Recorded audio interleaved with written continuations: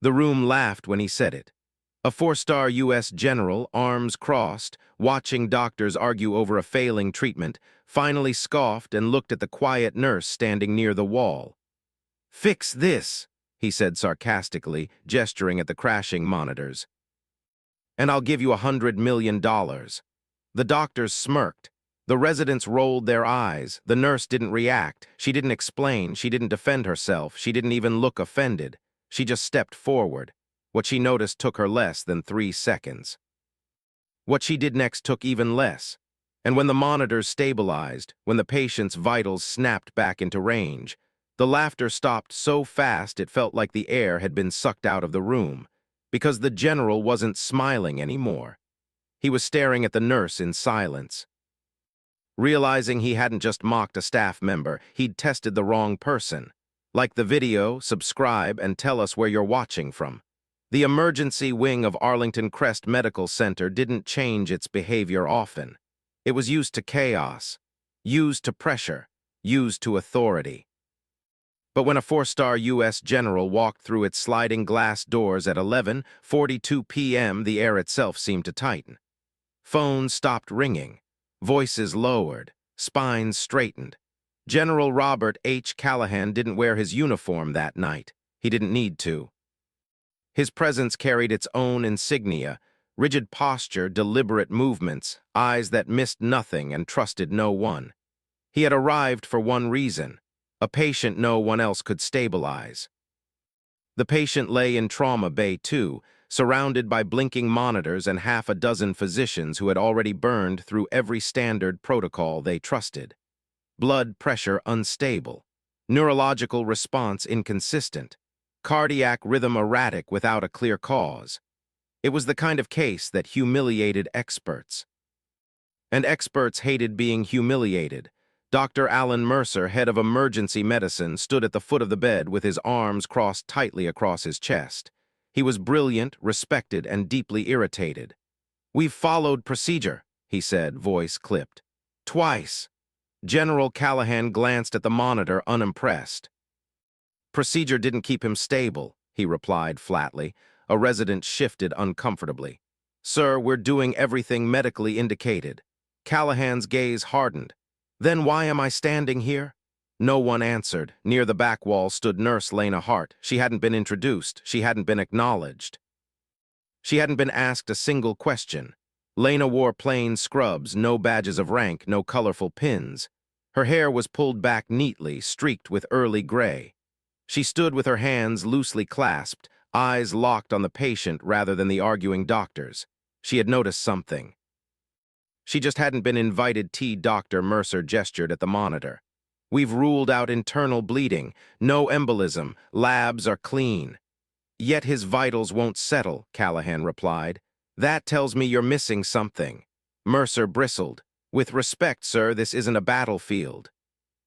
Callahan's mouth twitched, not quite a smile. "No," he said. "It's worse. On a battlefield, you don't get to hide behind committees." The room went quiet. A resident glanced toward Lena, then back at Mercer. "What about nursing observations?" he asked hesitantly. Mercer waved it off. "Nothing outside normal parameters." Lena's jaw tightened. She had charted the anomaly 3 times. No one had read it. Callahan's eyes scanned the room again, pausing briefly on Lena. "And you?" he asked abruptly. Lena looked up, surprised. "Sir, you've been watching," Callahan said. "What do you see?" Mercer opened his mouth. "General, nurses don't." "I didn't ask you," Callahan replied without looking at him. The silence stretched. Every eye turned to Lena. She stepped forward calmly. "There's a pressure differential that doesn't match the imaging," she said evenly. "His body's compensating for something you're not measuring." Mercer scoffed. "We've got full telemetry." "Yes," Lena replied, "but you're trusting the numbers more than the patient." Callahan studied her. "Explain," he said. Mercer shook his head. "This is speculative." Lena didn't flinch. "He reacts when the room gets louder," she continued. "Heart rate spikes, oxygen dips, not randomly, predictably." Mercer laughed sharply. "That's not diagnostic." Lena met his eyes. "Neither is ignoring it." Callahan crossed his arms slowly. So you're telling me, he said, that my medical team is missing something obvious. Mercer stiffened. With respect, sir, medical care isn't solved by intuition. Lena spoke again, quiet, precise. Neither is it solved by arrogance. The room froze. A nurse near the doorway sucked in a breath. No one had spoken to Mercer like that in years. Callahan's eyes flicked between them. Then he smirked. This is what passes for dissent now, he said, looking at Lena. Bold claims with no proof. Lena didn't defend herself. She simply nodded once. If you want proof, she said, give me 30 seconds. Mercer laughed outright. This is absurd. Callahan tilted his head. Fix this, he said mockingly, gesturing at the monitor, and I'll give you $100 million.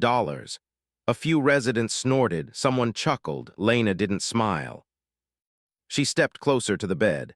May I? She asked calmly. Mercer hesitated. Callahan waved a hand. Why not? We've tried everything else. Lena placed her hand lightly against the patient's chest, felt the rhythm, watched the monitor, listened not to the machines but to the body. Her eyes narrowed. There, she said softly. Mercer scoffed again. There what? Lena didn't answer. She reached for the equipment tray. The laughter faded, because for the first time that night, the nurse wasn't asking for permission anymore. The laughter died slowly, not all at once. It faded the way confidence always does, piece by piece, when it realizes it might be wrong. Nurse Lena Hart stood at the bedside, one hand resting lightly against the patient's upper chest, the other hovering near the monitor. She wasn't rushing. She wasn't performing. She was listening in a way machines couldn't. Dr. Alan Mercer folded his arms tighter. This is becoming a spectacle, he muttered. General Robert Callahan didn't look away from Lena. No, he said evenly. This is becoming interesting. The patient groaned faintly, a sound so quiet it barely registered. Most of the room missed it. Lena didn't. There, she said again, more firmly now. Did you hear that? Mercer shook his head. He's semi-conscious, that's not new. It's not random, Lena replied. It's reactive. A resident leaned closer to the monitor. Heart rate just spiked again. Exactly, Lena said. And not because of pain. Mercer scoffed. Then why? Because pressure is shifting, she answered. The patient's vitals had been unstable for over an hour, not crashing, not stabilizing, hovering in that dangerous middle ground that exhausted teams and inflated egos. They had ruled out the obvious. No internal hemorrhage, no stroke, no pulmonary embolism. Every scan had come back frustratingly clean, which only made the situation worse. Clean scans meant no easy answers, and no easy answers meant someone in the room was missing something. Mercer turned to the residents. Review the labs again. A resident scrolled through results. Electrolytes normal, blood gases slightly off, but nothing severe. Nothing severe, Mercer repeated, nodding. Exactly. Lena didn't move. Doctor, she said calmly, normal numbers don't always mean normal function. Mercer's jaw tightened. You're talking in riddles. I'm talking about physiology, she replied. Callahan raised an eyebrow. Go on. Lena took a breath. His body is compensating, she said. That's why nothing looks dramatic yet, but compensation fails suddenly. Mercer laughed under his breath. And you know this how? Because I've seen it, Lena said. The room stilled slightly. Seen it where? Mercer asked. Lena met his gaze. In places where waiting for dramatic numbers gets people killed. The general shifted his weight. That's a bold statement, Callahan said. So was offering $100 million, Lena replied evenly. A few residents stiffened. Callahan smiled thinly. Fair. The patient's breathing hitched again. Oxygen dropping 88, a nurse called. Mercer stepped forward. Increase flow. They did. The number climbed, then dipped again, predictably. Lena nodded. There it is. There is what? Mercer snapped. The cycle, she replied. You're chasing symptoms, not the cause. Mercer exhaled sharply. Then enlighten us. Lena glanced at the imaging on the screen. You ruled out bleeding, she said, but you didn't rule out pressure. Pressure where? A resident asked. Everywhere you're not measuring, Lena answered. Callahan crossed his arms. You're telling me my doctors are blind? I'm telling you, Lena said carefully, that they're listening to machines instead of the patient. Mercer stepped forward, anger flashing. That's enough. You're out of your depth. Lena didn't retreat. Then why hasn't anyone fixed this? She asked quietly. The question landed hard. No one answered. Another groan from the patient, this one louder. His hand twitched weakly against the bed. Callahan noticed. So he's not as out as we thought, the general said. Mercer hesitated. That doesn't change. It changes everything, Lena interrupted. Mercer turned on her. You're crossing a line. Lena nodded. I crossed it when I realized no one else would. The room felt tighter now, not hostile, uncertain, the kind of uncertainty that made people defensive. A resident whispered, "What if she's right?" Mercer shot him a look. "Stay in your lane." Lena heard it. She ignored it. She leaned closer to the patient, speaking softly. "I know you can hear some of this," she said. "You don't have to respond." The patient's fingers twitched again. Callahan's eyes narrowed. "That's not coincidence," the general said. Mercer looked uncomfortable. "It doesn't prove anything." "It proves awareness," Lena replied, "which means stress responses matter." The monitor spiked again. Heart rate 140, pressure dropping. Mercer cursed under his breath. "This is going nowhere." Lena looked up at him. "No," she said. "This is going somewhere fast, you just don't like the direction." Callahan stepped closer to the bed. "What would you do?" he asked Lena directly. Mercer opened his mouth to object. Callahan raised a hand. "I asked her." Lena didn't hesitate. "I'd stop debating," she said. "I'd correct the imbalance." "Which imbalance?" Callahan pressed. Lena pointed briefly, precisely. "There." Mercer followed her finger. "There's nothing there," he said. "That's the problem," Lena replied. The patient's breathing became shallow again. Oxygen's dropping, 85. Mercer snapped into motion. "Prep meds." Lena shook her head. "That'll make it worse." Mercer ignored her. Callahan didn't. "Why?" the general asked. "Because sedation will suppress compensation," Lena said. "And once that happens, the collapse will be immediate." The room froze. No one wanted to be responsible for that. Mercer hesitated, just long enough. Lena stepped closer. "If I'm wrong," she said, "you lose nothing. And if you're right," Mercer demanded. Lena met his eyes. "Then you stop laughing," she said quietly, "and start listening." The general studied both of them. Then the patient groaned again, longer this time. Callahan exhaled slowly. "You've got your 30 seconds, he said to Lena. Mercer stared at him. "Sir," Callahan didn't look away. "You offered money, I'm offering time." Lena nodded once. She reached toward the equipment tray, not hurried, not dramatic. The room leaned in, not because of her rank, not because of authority, but because the people who had laughed were no longer sure they were right, and the problem no one could solve was about to expose exactly who in that room deserved to be heard. Lena Hart didn't look at the general. She didn't look at Dr. Mercer. She looked at the patient. That was the difference. The room held its breath as she moved. No rush, no theatrics, just certainty. She slid the equipment tray closer with her foot, eyes never leaving the subtle rise of the patient's chest. The monitors continued their erratic song, numbers wobbling just shy of disaster. "Timer," she said quietly. A resident glanced at Dr. Mercer, then at General Callahan. Callahan nodded. 30 seconds. Lena reached for the cuff at the patient's arm and loosened it slightly. Not removed, adjusted.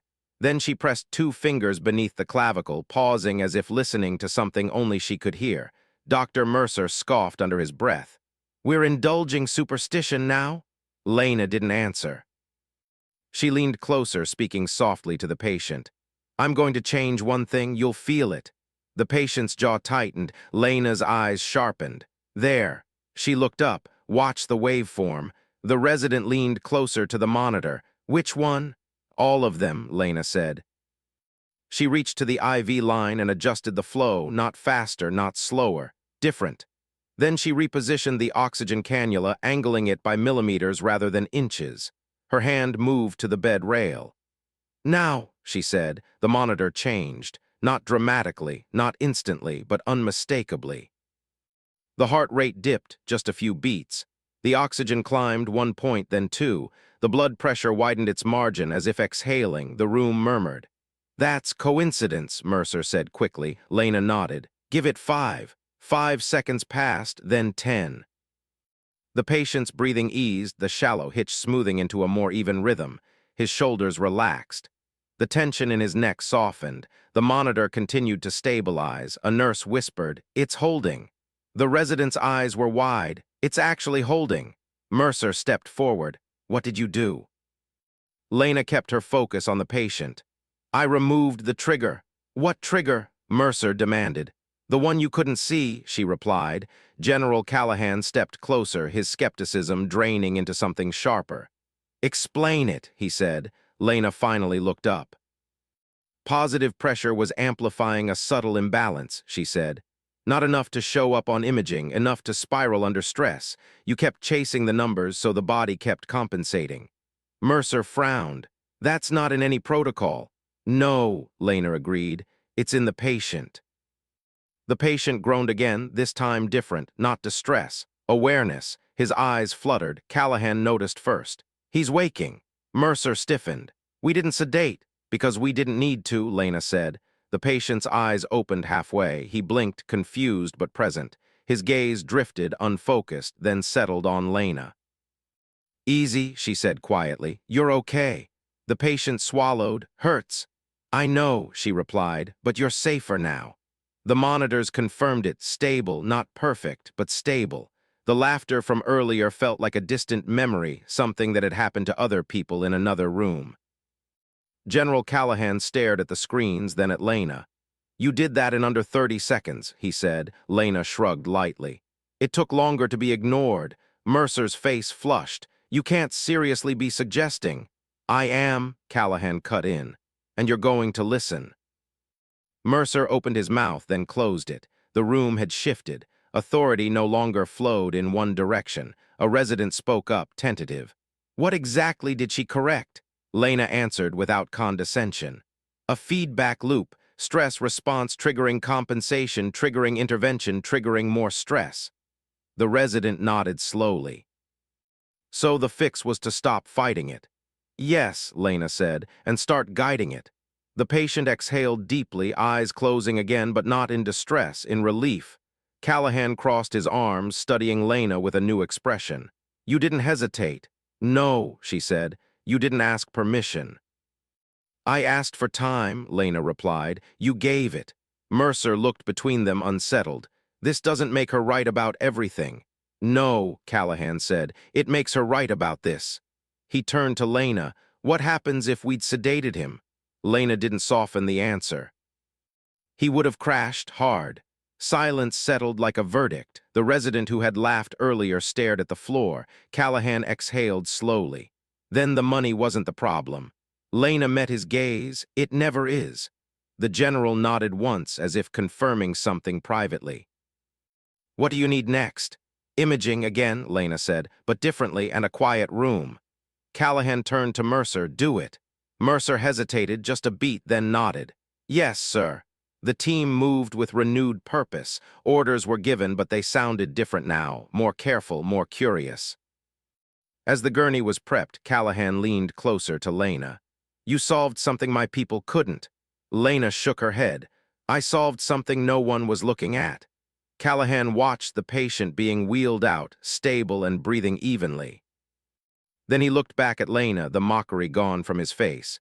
"You don't want the money," he said. It wasn't a question. Lena allowed herself the faintest smile. "No, why not?" "Because if you'd been serious," she replied, "you would have listened sooner."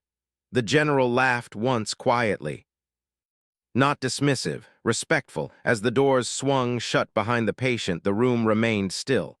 Not stunned, recalibrated, because the instant solution hadn't just fixed the patient. It had exposed the truth. The problem had never been unsolvable. It had simply been drowned out by voices too loud to hear what mattered. For the first time since arriving at Arlington Crest Medical Center, General Robert Callahan didn't speak. He stood at the foot of the bed, arms no longer crossed, posture subtly changed. Not relaxed, never that, but recalibrated. The kind of stillness that followed a miscalculation. The monitors behind him told the story clearly now, heart rate steady, oxygen holding, blood pressure no longer narrowing. No alarms, no urgency, just controlled stability. Doctor. Alan Mercer stared at the screens as if they might contradict themselves if he looked long enough. "They're holding," he said quietly. No one responded, because it was obvious. The patient was wheeled out for follow-up imaging, conscious now, murmuring weak thanks to Lena as he passed. She acknowledged him with a nod, already mentally moving on to what came next. When the doors closed behind the gurney, the trauma bay felt strangely hollow. Empty of noise, empty of certainty. General Callahan finally turned back toward the room. "You laughed," he said calmly. The words weren't loud. They didn't need to be. A resident swallowed hard. Callahan's eyes moved slowly, deliberately from face to face. "You laughed when I offered the money," he continued. "You laughed when she spoke. No one argued." Callahan stopped in front of Dr. Mercer. "And you dismissed her," the general said. Repeatedly, Mercer straightened instinctively. "Sir, with respect, no one could have predicted." Callahan raised a single finger. Mercer stopped. "I didn't ask about prediction," Callahan said. "I asked about listening." Mercer's jaw tightened. "We follow evidence-based medicine." "So do I," Callahan replied. "And tonight the evidence was standing in front of you." He gestured toward Lena. Lena shifted slightly, uncomfortable with the attention. She hadn't done this for recognition. She had done it because someone needed to. Callahan noticed. That more than anything else unsettled him. "When I mocked you," the general said, turning to Lena, "you didn't react." Lena shrugged lightly. "Mockery doesn't change physiology." Callahan huffed once, almost a laugh, then he went quiet again. "You solved a problem my advisors couldn't," he said. "My consultants couldn't. And you did it without raising your voice." "I didn't need to," Lena replied. Mercer finally spoke again, his tone defensive. "This was an outlier, an anomaly." Lena looked at him calmly. "Outliers don't respond to pattern corrections." Callahan nodded slowly. "That's what concerns me," he said. The general turned toward the administrator who had been hovering near the door. "What's her role here?" he asked. The administrator hesitated. "She's a senior nurse, recently transferred." Callahan raised an eyebrow. "That's all." The administrator shifted. "Her file is extensive." Callahan didn't miss the pause. "Pull it," he said. The administrator nodded quickly and hurried out. Callahan faced Lena again. "Why didn't you interrupt sooner?" he asked. "I did," Lena said. "I was ignored." Callahan absorbed that. "You could have pushed harder." "I could have," she agreed. "But then the fix would have been about me, not the patient." That answer landed harder than any accusation. Callahan exhaled slowly. The administrator returned, tablet in hand, visibly shaken. "General," he said, voice tight. "Her background includes advanced trauma response training, joint interagency programs, and—" "That's enough," Callahan said. He didn't need the details, he already understood. He turned back to Mercer. "You were trained to command rooms," Callahan said. "She was trained to read them." Mercer bristled. "That's not fair." "No," Callahan agreed. "It's accurate." The word accurate felt final. Callahan stepped closer to Lena. "When I offered the money," he said, "it was a test." Lena met his gaze, so was ignoring me. Callahan smiled faintly. "Well played," he admitted. The room remained silent, waiting, not for orders, for judgment. Callahan finally spoke again. "You don't owe me an explanation," he said to Lena, "but I owe you one." Lena tilted her head slightly. "I came in here assuming hierarchy would produce answers," Callahan continued. "That expertise would announce itself." He paused. That was wrong. The admission carried weight far beyond the room. Callahan turned to the staff. "If this patient had crashed," he said, "every credential in this room would have failed him." No one contradicted that. "And the only reason he didn't," the general added, "is because someone chose to listen instead of compete." His eyes returned to Lena. A long pause followed, then Callahan straightened. "You solved it instantly," he said, "not because you're smarter than everyone here." Lena frowned slightly. "But because you weren't trying to be," he finished. The general stepped back, folding his hands behind his back. "The money," he said quietly, "was never real." Lena nodded. "I know." What was real, Callahan continued, was the moment everyone here realized they'd underestimated the wrong person. No one laughed now, no one even breathed loudly, because the silence that followed was not embarrassment, it was recognition. Morning came quietly to Arlington Crest Medical Center. No applause, no announcements, no press waiting outside. Just the muted rhythm of a hospital resetting itself after a long night. The patient Lena Hart had stabilized was transferred shortly after sunrise. He left conscious, stable, and alert, asking questions, responding appropriately, very much alive. As the gurney rolled down the corridor, several staff members watched in silence. No one took credit. They knew better. General Robert Callahan stood near the observation window, hands clasped behind his back, eyes following the departing patient until he disappeared around the corner. For a long moment, he said nothing. Then he turned.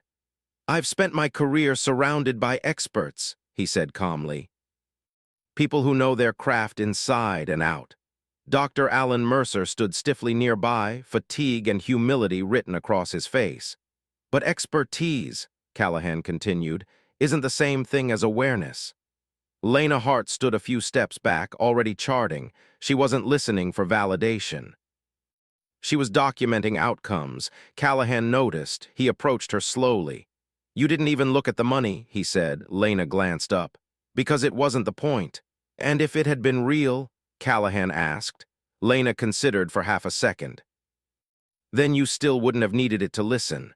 Callahan let out a quiet breath that might have been a laugh. Dr. Mercer cleared his throat. "General, Callahan raised a hand gently. "This isn't about apologies." Mercer stopped. "This is about adjustment," Callahan continued. "And whether it happens willingly or under pressure." He turned to Mercer. "You're a capable physician," he said, "but capability without humility is a liability." Mercer nodded slowly. "Understood." "Good," Callahan replied, "because this won't be ignored." The administrator approached hesitantly. "General," he said, "we'd like to formally recognize Nurse Hart for her intervention." Callahan looked at Lena. "Do you want recognition?" Lena shook her head.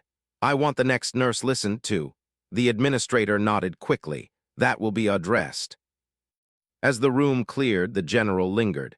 "You've been doing this a long time," he said to Lena. "Yes, and you still choose to stand in the background."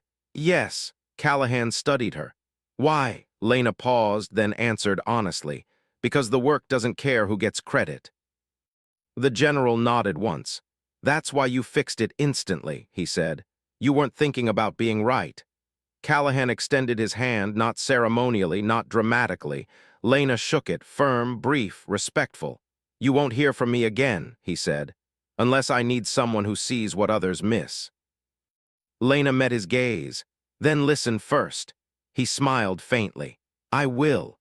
Later that morning, the ER moved differently. Doctors asked questions before giving orders. Residents paused before dismissing concerns. Nurses spoke and were heard, not because policy demanded it, because experience had. Doctor. Mercer stood alone at his workstation, reviewing charts. He paused at Lena's documentation, precise, clear, devoid of commentary. He reread one line twice, then highlighted it. Lena finished her shift quietly. She changed out of her scrubs, slung her bag over her shoulder, and walked past the same hallway where she'd been mocked hours earlier. No one laughed now. Some nodded. Some stepped aside. None underestimated her. Outside, the sun was fully up. Traffic moved. Life continued. Lena took a breath and walked toward her car. Behind her, Arlington Crest Medical Center carried on, but altered, however slightly, by one instant of clarity. The general's promise had never mattered. The money had never existed. What mattered was something far rarer. Someone had listened.